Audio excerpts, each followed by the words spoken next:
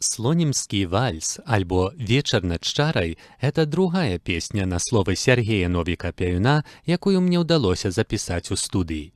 Гэтая версія песні размешчаная ў кампакт-дыску, прысвечаным творам Пяюна у 100-ю гадавіну ягонага нараджэння. Вечер над Чарай лягла, белым привидом и мгла.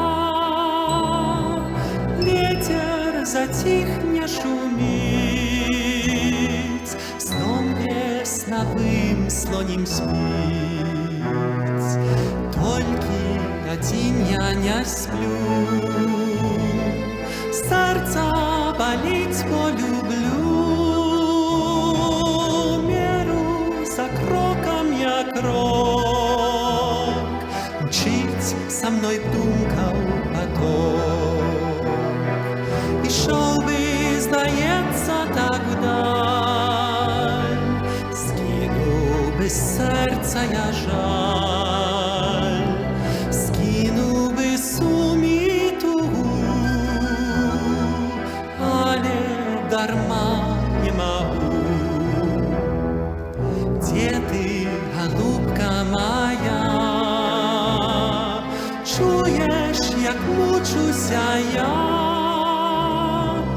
Чуєш, як серце болить? Чуєш, як тяжко мне жить? Ти запитала, чому? Так на тебе я гляджу.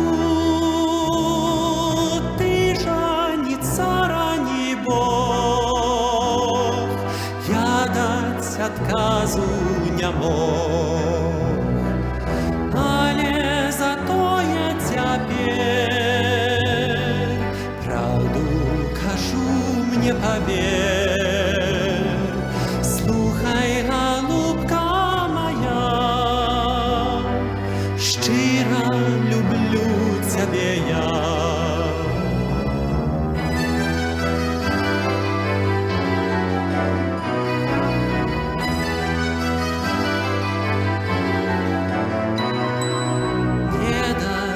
Доброй без слов, что моих мроят и снов, что за тебе дам життё, радость ты, счастье мое.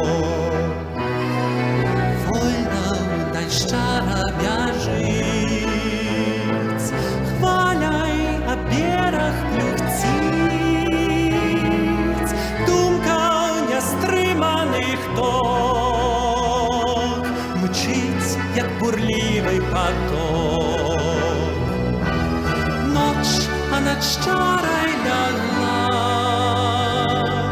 дивним привидом і мгла. Ветер затих, не шумить, сном весновым слоним спить. Ветер затих, не шумит,